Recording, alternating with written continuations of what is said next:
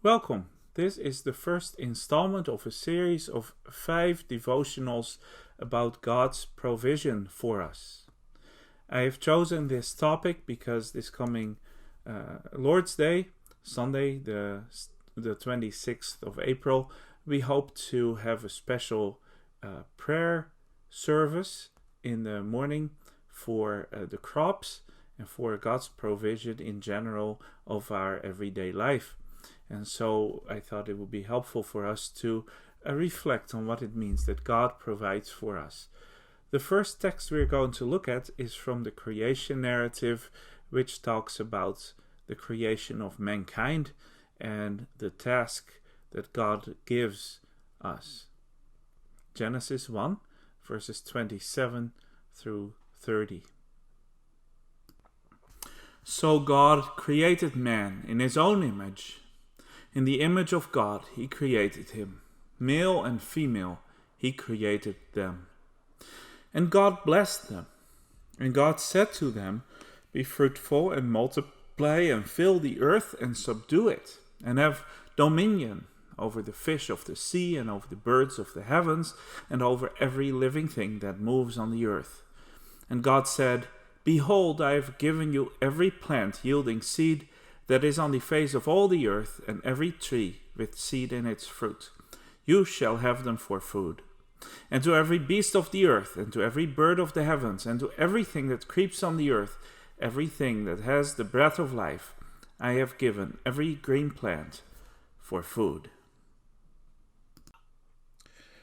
The creation week comes to an end with the creation of humankind.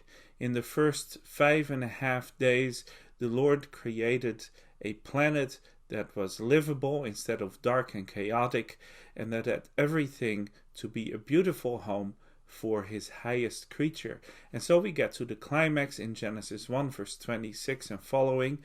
God doesn't just create humankind, but first deliberates with himself, "Let us make mankind." And he also makes mankind in a most special way in his own image. Now, whatever that means, we can have discussions about exactly what it means that we are created in God's image, but it is certainly special, and we rightly identify humans as the highest of God's creatures. Male and female are mentioned, so males and females are equally image of God. And then in verse 28, God blessed them. God blessed them.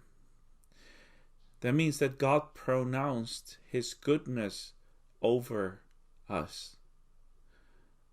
God said that he would prosper us. God said that he approved of us. God's blessing is a very important thing that we need from day to day. You have my approval, you have my favor, and I will help you. I will make sure that what you do and what you experience is going to be good.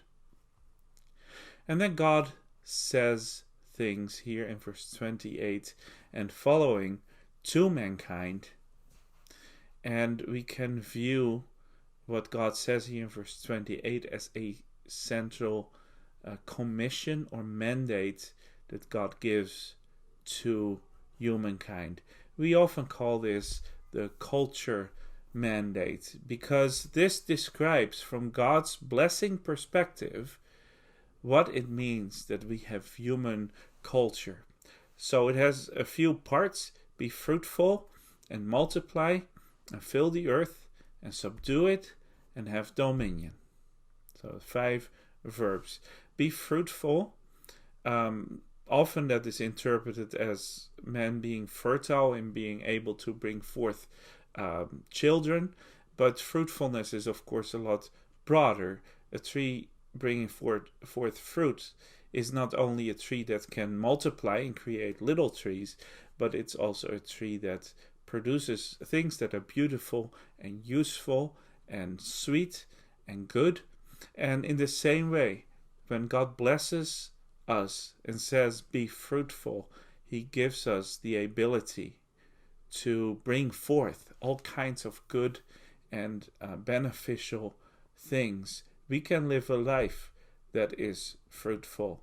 We can live a life that is full of good works and that is full of glory and full of praise to the Lord and full of love to each other. Be fruitful. Multiply and fill the earth.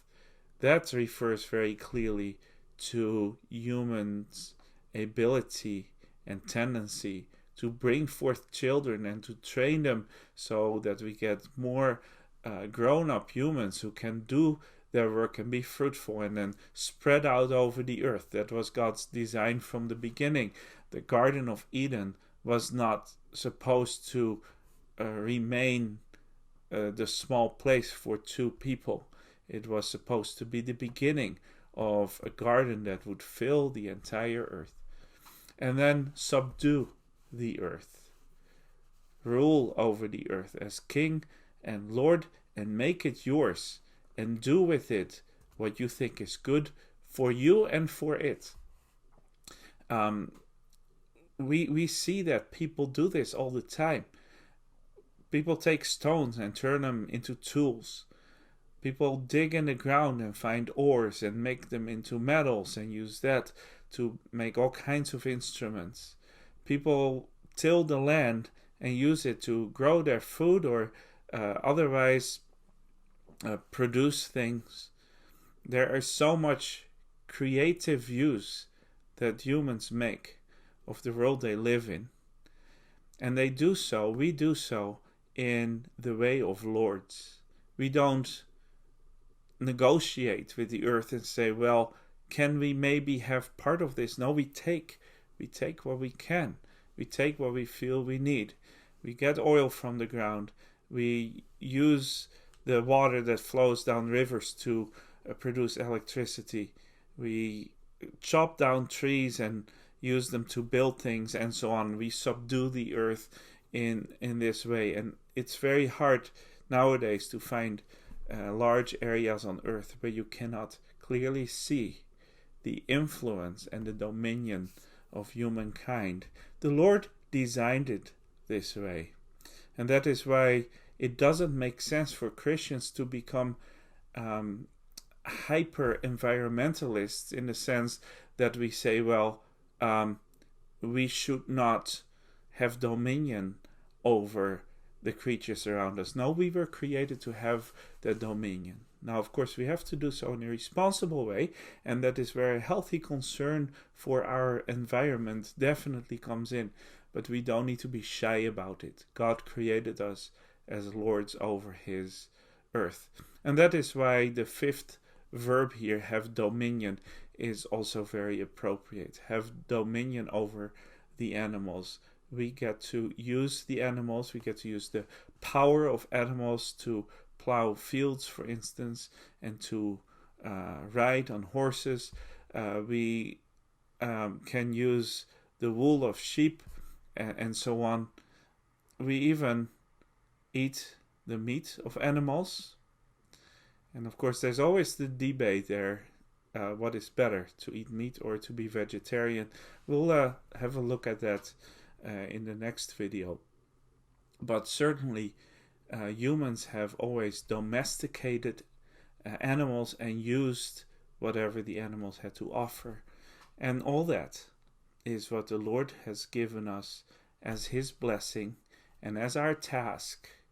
We prosper because the Lord provides for us with all these things that he has made and with all the abilities that he has given us to make use of his good creation.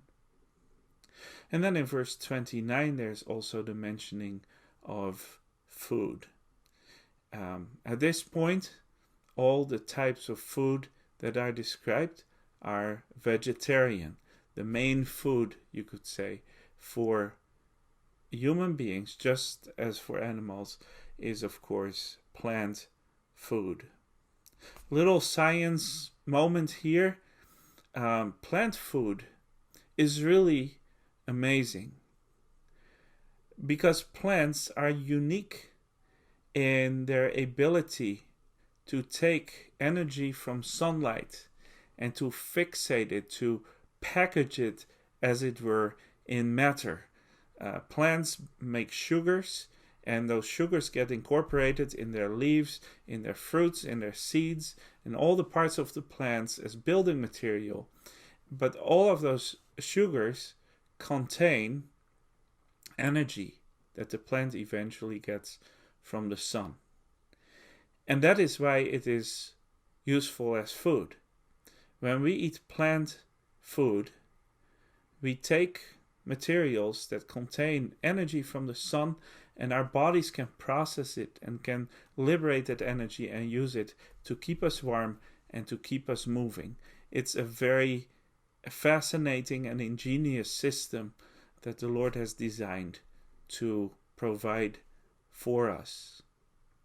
You shall have them for food, because the Lord is not going to create a being like humans without providing for them what they need to stay alive. And it's not mentioned here in Genesis, but we know, of course, that we also need oxygen to live. We need oxygen to be able to liberate the energy from our plant food. Well, there's oxygen around us, and how do we keep it around us? The amazing thing is that plants also create that oxygen for us. So again, another way in which you see that our wise God has provided for us in every possible way. So those are just a few thoughts about the creation of humankind and the way God blesses and provides for us, that we may be fruitful and fulfill the earth and have dominion over it. May the Lord bless you as you have dominion over his earth, as you use the provisions he has given you in a responsible but also in a joyful manner.